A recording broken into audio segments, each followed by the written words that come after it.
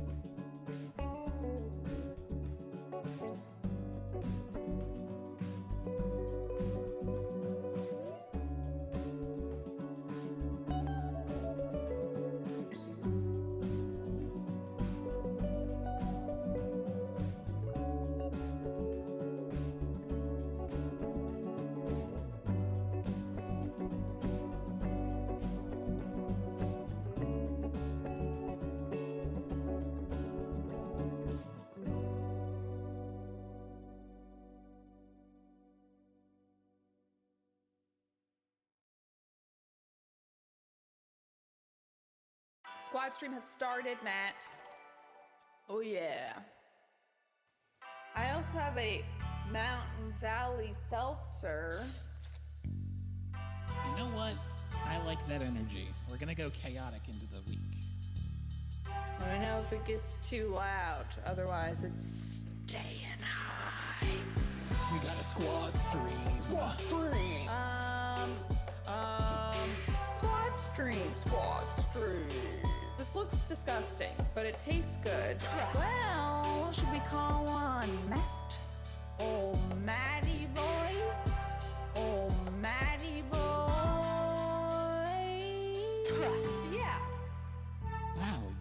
just coming from every angle today. Hello, gamers. Oh yeah, Matt. What about you? What are you ingesting?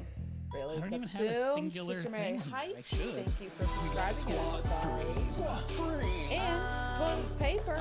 Thanks for playing a little sound alert. We are going to get started shortly. This looks It's going to be kind of a disgusting, short but it stream tastes today. good. Sorry if I went therapy. You know how it goes. But I figure, let's get started on Sister Wendy. I'm into it. I'm excited for it. Let's get started. We got a squad Anyway, I'm stream. making my coffee. When I'm done, I'll get started. Squad stream. This looks disgusting, but it tastes good. Well, should we call on Matt? Oh, Matty boy. Oh, Matty boy.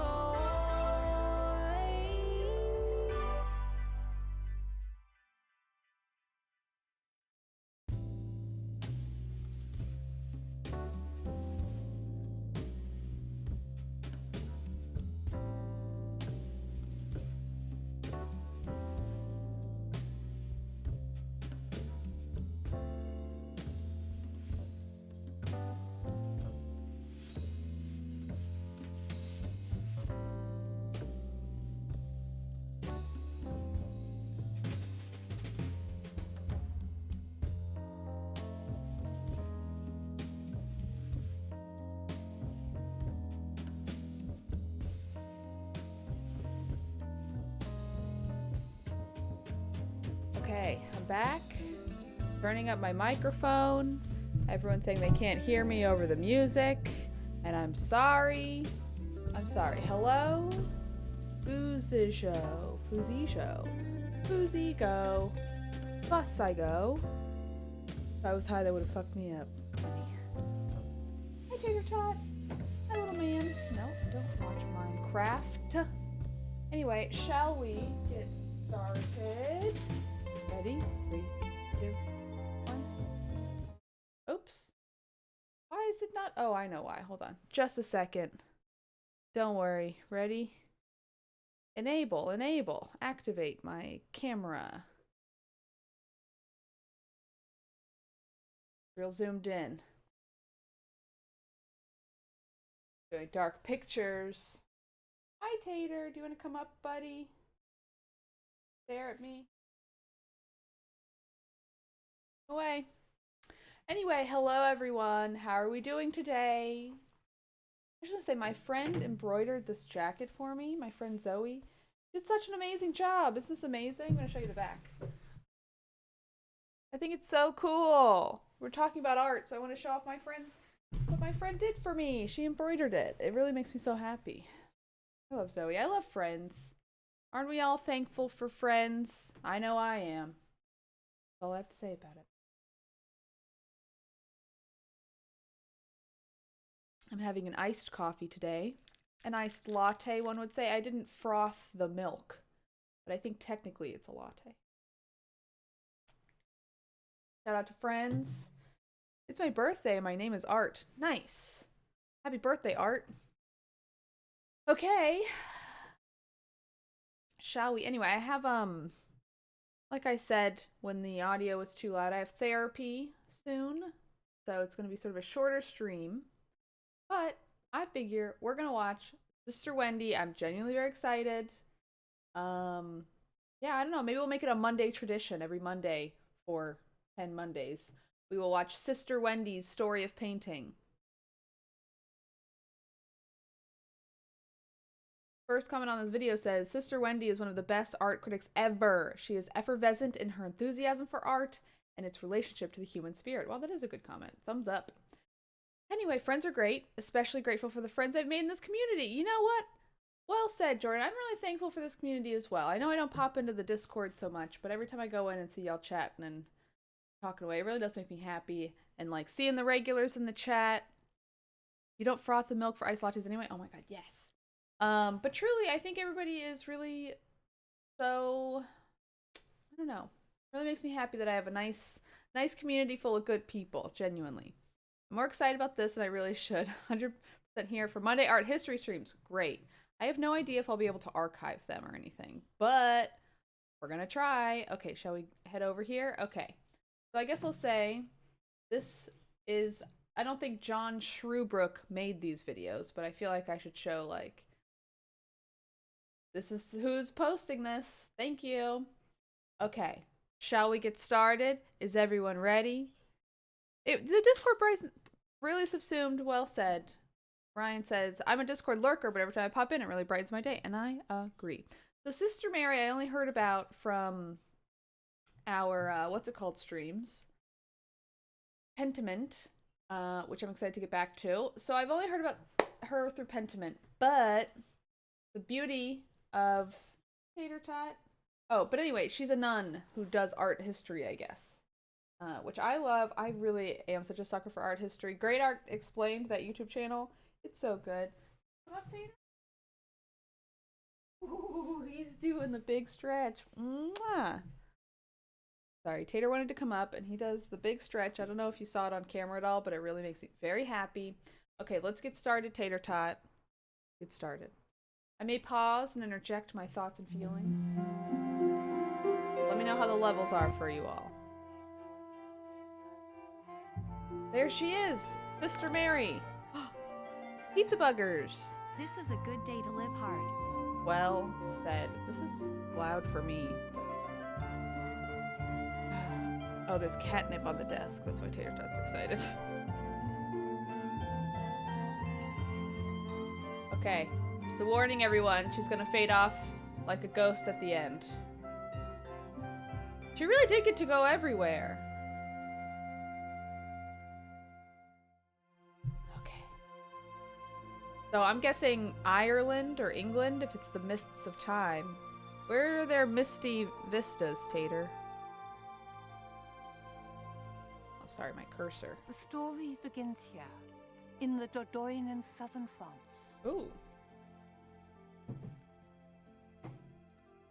No captions, I'm 20,000 sorry. years ago, it all looked quite different. Covered in ice and snow, the haunt of woolly mammoths and reindeer, which were hunted by our small, hairy ancestors. Are we starting in, like, caves for this one? Yes, Oh, okay. but here, somewhere underneath my feet, is the proof that they were like us in all the ways that really matter. We are! I can't believe we're starting with caves. That's cool. So we're gonna go through time on this one. Alright, I'm here for it. She's a little quiet. Okay, noted. With only their flickering lamps to guide them, Let me know if that's better. the cavemen felt their way down into the earth.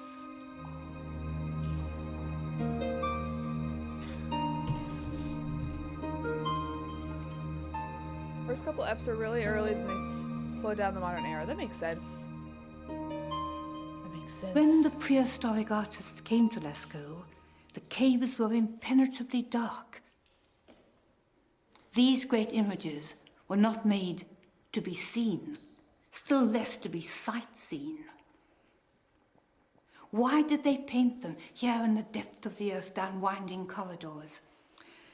Some people thought that they were priest painters making hunting magic for the tribe.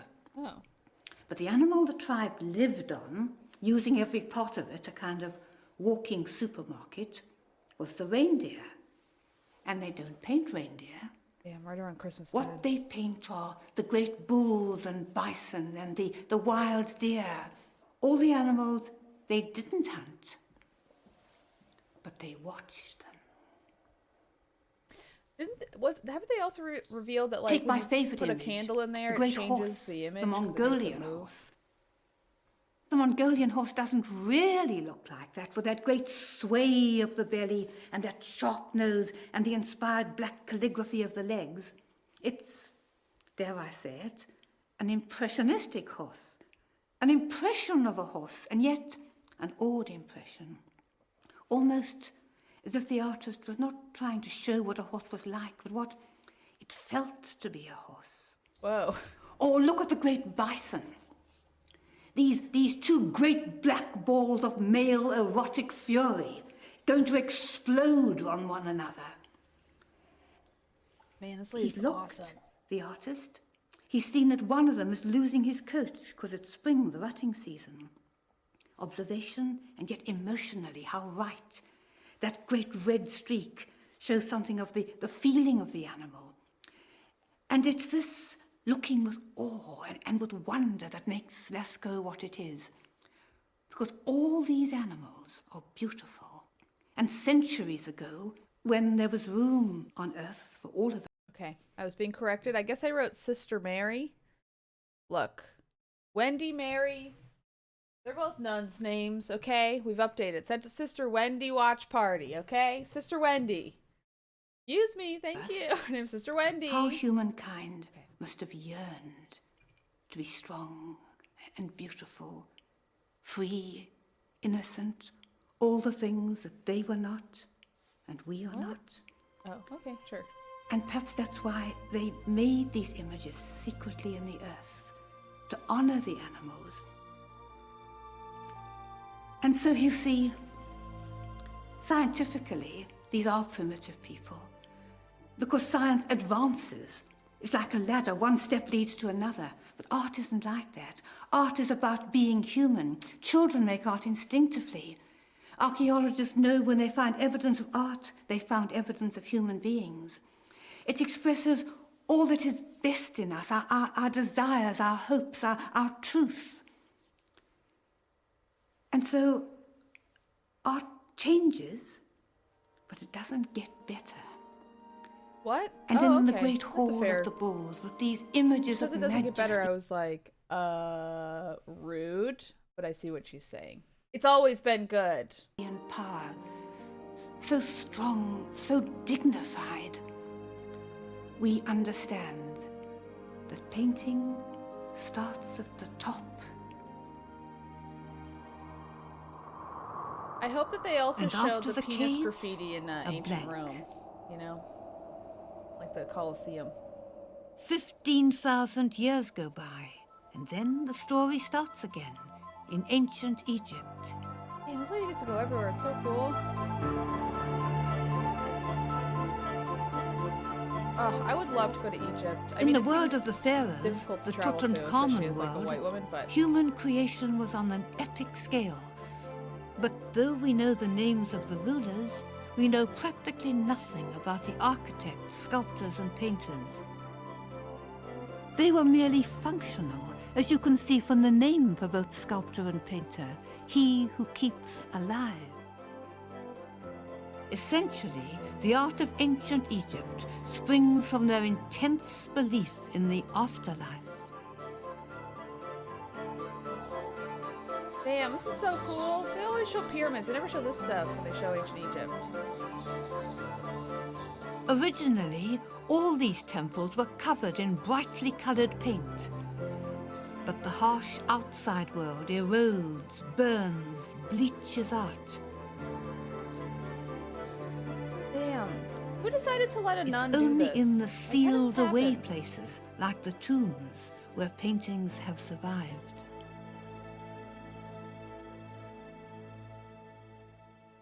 This is a painting we were never supposed to see. It was a purely private matter between Ramose, the governor of Thebes, and an artist whose name we'll never know, but whose skill would enable Ramose to do what he couldn't do himself, that is, have a highly successful afterlife. Because the Egyptians believed that what you had in the tomb went with you. It made all the difference between great success in the afterlife and miserable anonymity. Wow. Now, Ramose clearly had the most impressive funeral, but it was no good just having it once. He wanted it always, always there with him to show in the afterlife what a great, important figure he was. This is my favorite bit, the mourning women. And of course, you don't want real grief with you in the afterlife, and that's not what he's getting. He's got highly professional mourners, very expensive. If you look at those faces lifted upwards, they're completely impassive. And they're doing the whole mourning act with enormous grace, their arms like a great sea anemone stretching out with elegance into all directions. And the artist has clearly put in this little naked slave girl Okay. to show the difference between her and the real mourners. And there's a beginner mourner too, holding on to the elderly lady to show how these movements of the hands have to be learnt. And you know she's the senior lady because she has this drooping pear of a breast, as opposed to the firm little apples of everybody else.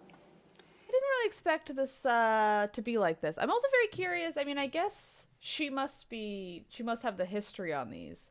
I'm like, how would you know all this? So I'm gonna assume this is researched, but professional mourners, I don't know, because I would see that and I'm just like, yeah, people are crying, but. So there it is. Rich, you mention that no one was supposed to see this? successful, Oh, really? important Governor Ramose.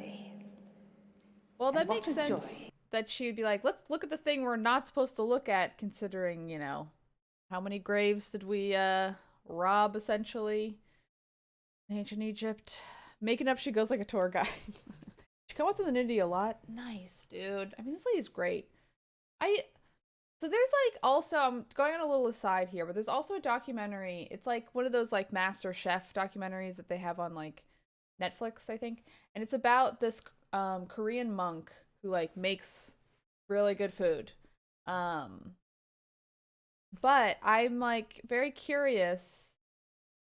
I'm very curious, like, I don't know enough about religion to be like, I guess if you're just like really into this special interest, you could be like a nun or a monk and then go out in the world and do it and make TV shows about it. Is that how that works? Like, how do you become a nun and then like are doing this? Anyway. That at long last were able to share with him his elegant ladies.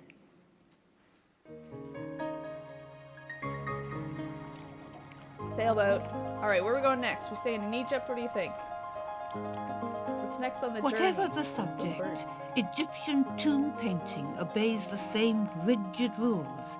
They want the messages to the next world to be totally clear.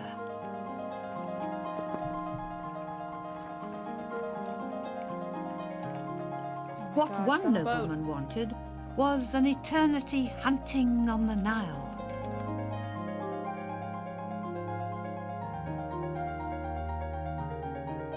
Should we Can go, you like, hunt see? something? Each part of the human body is seen from the most readable angle. A profile is clearer than full face, but the eyes are clearer seen from the front. Full front torso, sideways legs. Okay, another. And it's Nibberman's Slave too, girl. so he's enormous, with a small wife and a tiny daughter. Okay, that's what. But then what energy in the hunting cat and the birds. This is pretty incredible. Man, art's so fucking cool, dude. The Egyptian artist felt free, plainly, to paint birds with enormous vitality. He hadn't got to make it as clear as he had with the human figure. I also just, this is an aside, sort of, as like a producer, sort of thinking about like how they made this, how they were like, okay, we see this art, let's put Sister Wendy on a boat. Like, they just had to like hire out a boat and stick this woman on a boat and have her go back and forth just to film her on a boat. I just love it. That's all I have to say. I'm on the wiki for this woman, and apparently J.R. Tolkien was on her graduation review board. Man, that's cool. Is she a doctor? You're in Egypt. You gotta go down the Nile. Exactly. Dude, I'm into it. I'm into this show. We're making this a tradition. But if we want an art which takes the human body seriously, we have to wait for the rise of a neighboring civilization. Nice. Sculptures. Ancient Greece. This is so cool. I didn't expect to go through time in this way. I really do hope she shows the graffiti. I doubt she will, but... Here, as we can see from the Parthenon statues, it's the human body really looked at that's the center of the artist's interest. Greek writers tell us their wall painting was equally good, unstinting in their praise for its skill and realism. But walls get destroyed, and now the only Greek painting left is on vases. That's the only Greek This painting is a left? masterpiece, The painted only? and potted by a man called Exikias. At first sight, you might think the figures look disappointingly flat. But look closer, and you're drawn into an intense human struggle.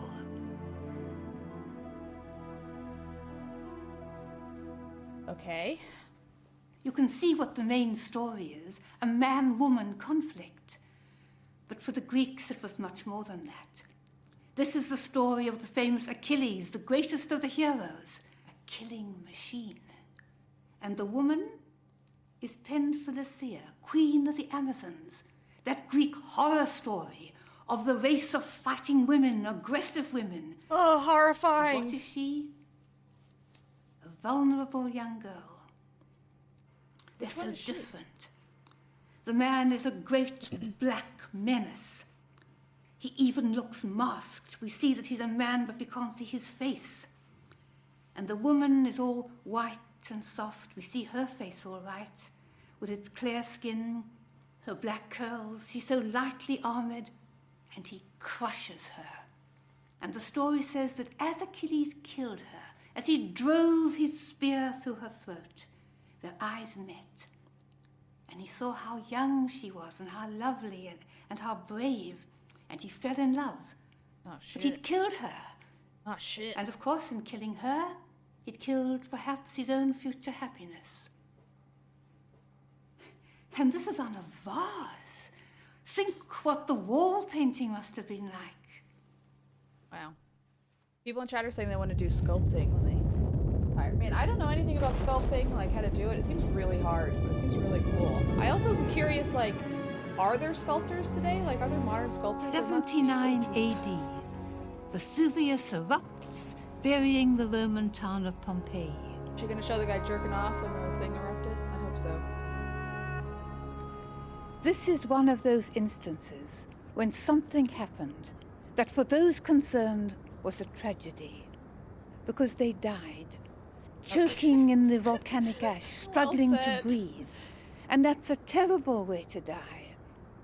But although we may say alas and alack, for us, selfishly, it turned out a great piece of good fortune, because the dry volcanic ash that buried Pompeii preserved a Roman city almost in its entirety.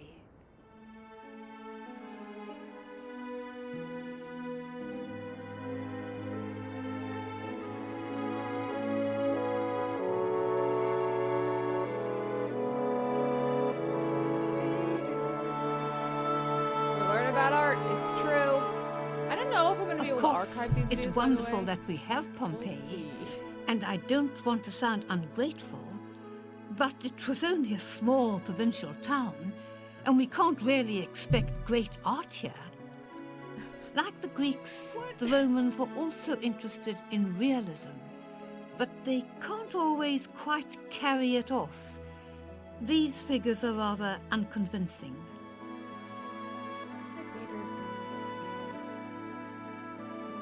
She's like unimpressed by this art. Jesus. I love her being like, look, this is a small town, all right? They didn't have the good people, Here, all however, right?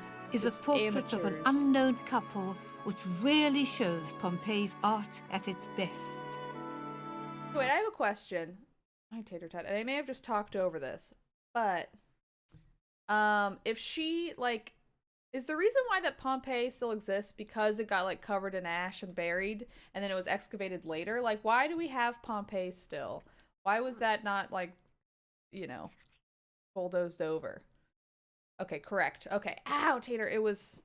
Okay, Tate, you're being nice. Why must you do this? Okay. I'm scared, Tater. Tater, preserved. Okay, great. Fortunately, the Romans had a great interest in faces. Stray dogs. And some unknown painter came here, and he painted this exceptional portrait. This is cool. I love that he painted the frame. What we onto do the wall. know is that these two were married. There's just an indefinable something about them. But not all that long married, wouldn't you think? I've sometimes wondered if this isn't an expensive version of the wedding photograph. That gawky young man with his big ears. I love her being like, this is an expensive version of the wedding photograph because modern day wedding photography is so affordable. I don't think he's grown into his face yet. He has these beautiful sensual lips but that anxious forehead, and he's looking at us so apprehensively, clutching that precious scroll to his bosom.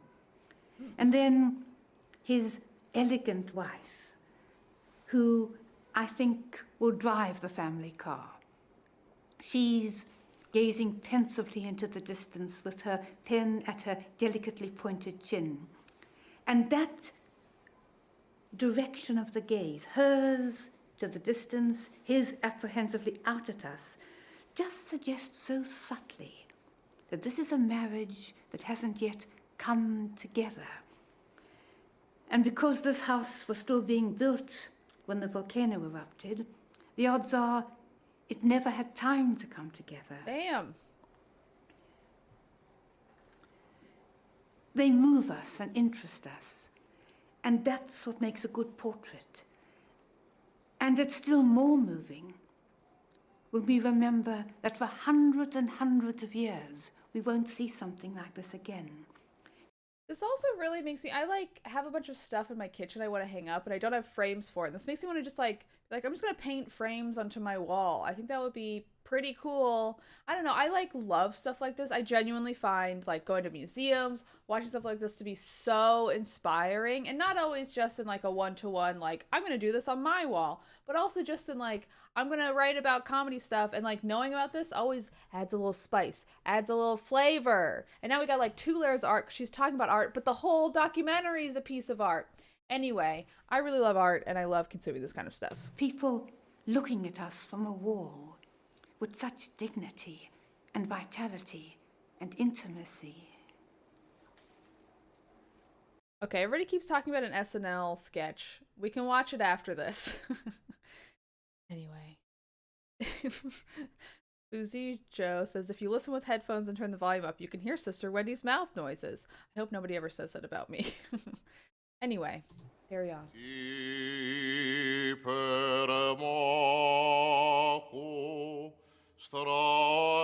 Okay. But a strange new sect, the Christians, was soon to conquer the Roman Empire and change the story of painting.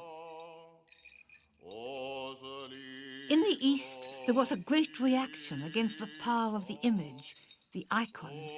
They began to fear that pictures were idols, graven images. And so, icon painting became safeguarded and highly regimented. I love little baby Jesus paintings. He always just looks like a miniature 40-year-old man, and I love that so much. Icon painting has barely changed for 1,000 years. Like, these people had never seen a baby in their life.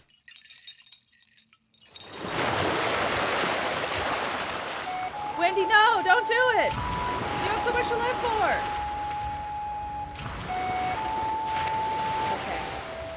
Here in the West, we went through the Dark Ages, where the rules and law of the Roman Empire were a distant memory.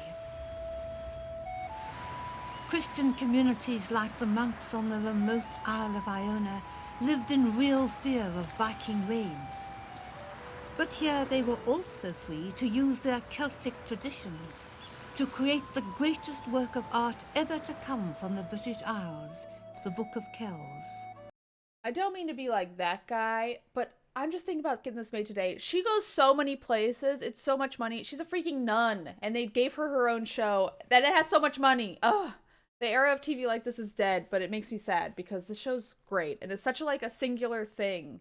Just like, here is this random nun who's gonna go to like 5 countries in one 30-minute episode.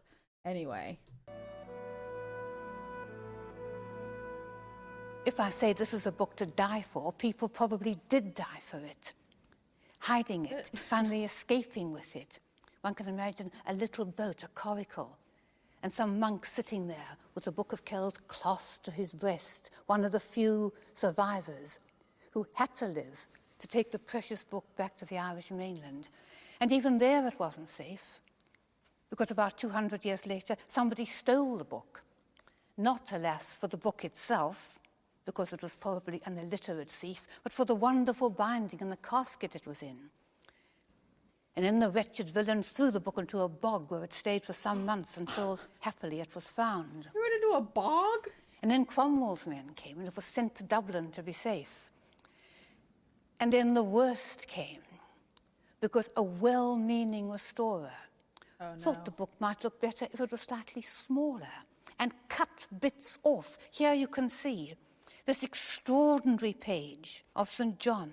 The damage shows in the tragedy that this is a surreal St. John, because round the corners are sticking parts of another body, hands and feet, and up at the top, cut off by that restorer, a dastardly creature whose name I will not reveal to you. The head that would have told us who this body is. Is it God the Father embracing St. John, embracing the world? Or was this a sort of crucifixion? Is this Christ on the cross, and St. John, as it were, makes the cross in the middle? Or is it neither of those? Is it just Celtic imagination run wild? We don't know, because it's been destroyed. And things are written in the book, business transactions of the monastery. I love how angry and people she is with this signed their dude. names. It's one of the miracles. I pray every morning that God sends them to hell, that they rot forever. Something for so destroying the wonderful book. and precious has survived. She would be so pissed if those protesters threw on soup at art. Can you imagine?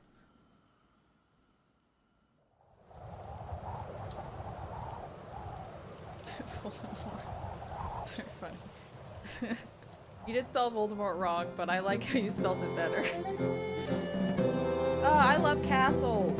There aren't enough castles in America. Is this an FMV? Unfortunately not. I wonder if I've been there. Because when I went to France when I was like 15 with my grandma, we did do like a castle tour around everything. And I saw a billion castles, but I don't fully remember which. Turrets, Such a young to battlements, appreciate a it. castle. We've come to the Middle Ages and the time of chivalry. Now the world is becoming smaller. Artists are travelling around and meeting one another. And we're beginning to have what's called, rather pompously, an international style.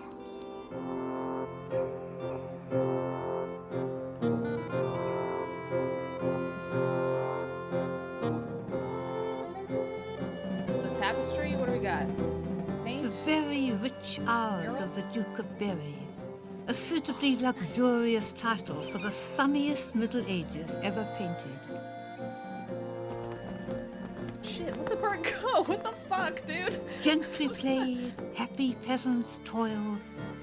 It's the rich man's view, and that's what the Duke of Berry was. After 1,000 years, non-religious themes in art have reappeared. And the Limburg brothers paint the Duke's property, castles, lands and peasants to liven up his prayer book.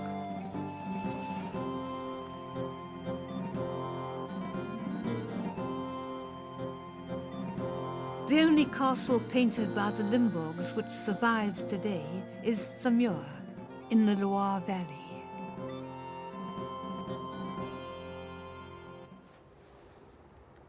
What do we see when we look at this enchanting picture? Well, what the Duke of Berry saw was a page from the most splendid manuscript ever owned by a royal prince. It really does feel like Pentiment. And one can imagine him in a broad hour in church looking at these magnificent pictures. This is the month of August from the calendar at the beginning of the book. And it's a miraculous picture because it gives the Duke just what he wants. There's the castle, one of his 17 castles, all pearly and gleaming in the light. And here are the courtiers on their splendid horses, perhaps the Duke himself on that white horse, out hawking in all the glory of their attire. But because the Limburgs are great artists, they don't just give the Duke what he wants. They give what they actually saw. And they saw those fields and the river and the peasants swimming, mother naked, unembarrassed, frolicking in the water. No, I think they had to draw So a in guy the swimming front, like the that, though. courtiers, It's real those like living spread eagle on that apparently one. the I feel like people don't really swim that way. This is August, remember, very hot. They're clothed to the neck in rich tight clothes. I mean, look at the women's waists. They're on these horses Damn, that following suck. a game, right, hawking, but it's the rules of the game. Can you imagine riding a horse And everywhere? even 'Cause I cannot. those sort of canoodling in the back, there are rules for exchanging love looks. So it's a very constricted life, a life being looked at, whereas the peasants, they're free. They're happy. Which is better off, the Limburgs might have been asking. So I was talking to a friend over dinner, and by a friend I mean Casey Malone. So if this is wrong, don't yell at either of us. But he was saying that like the peasants worked less than we did now. Because they would like work really hard for the harvest and then be like, okay, well we have our food, let's just chill for the rest of the year. Fucking nice, I have to say. Now, it's this double level that I find so marvellous, and all the Limburgs Okay, do. peasants And died at my age favourite 22. painting, I That's think, neither here nor is this there, one, okay? February. Snow! Because Oh, at the first snow. you just see it's comic. Here is the lady of the house, the peasant lady, I also love how fucked up perspective warming was in her early art. underpants before the fire, modestly averting her gaze Look at from that. the men of the house, It's, who are you can really warming see all their their business. lack of underpants before the fire. Yeah, look at that!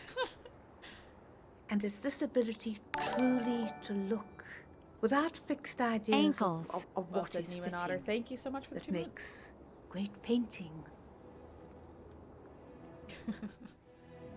They say they showed a little more than ankles in that picture. Oh no, she's going down to the dungeons. The Middle Wendy, Ages no. is actually a dreadful time of war and disease. Plague probably killed the Limburgs and the Duke of Berry, while in England the first poll tax caused a peasant rebellion. King Richard II survived this, only to be deposed and imprisoned. The Wilton diptych, today guarded by the National Gallery, was painted for him by a forgotten artist, perhaps his last comfort in that dark Damn. dungeon. That is gorgeous. I love old religious art. Like, Bosch's work is still like some of my At favorite first shit. sight, His it's perfectly art about hell, conventional. it's so good. Did a When puzzle you for take it. a Really good second puzzle, look, honestly. Made for a great puzzle. You realize that everybody in this picture is either pointing towards or looking at the least significant figure, young King Richard II, except for rather that dim angel at the back that hasn't sort of quite got the idea. And the idea is a Tell political that angel idea. dim. God's listening, Wendy. You can't Because do that. Richard was a disastrous king, poor lamb. He was handsome and brave, but he never kind of made it. He hadn't the charism that makes a leader. And all his life he had a struggle against the rejection by his people. For one thing, he didn't want to fight the French, which greatly upset the English. And at the end, shortly after this was painted, he was deposed and died in suspicious circumstances. So you can see what he wants here. He wants to convince himself, and this became the Sorry, VR Plumber says, every time she calls an angel dim, a bell gets its wings. I also didn't know about her, but she's kind great. of linchpin I definitely want to make of this his a Monday kingship. thing, so. that it didn't matter what Man, people look how tight that thought. lamb is. All that mattered was what heaven thought. You couldn't unking a king. You were born such. And he's showing all the powers of heaven are on his side. There's even that rather vulgar touch, that the angels are actually wearing his badge of the White Hart. If you think of them as wearing little Union Jacks, you'll see how really very low class that is. Ooh, but it shit. comforted him. And you can imagine poor Richard, rejected and depressed, propping this icon up as he knelt to say his prayers, and remembering that even if his people didn't love him, the powers of heaven did.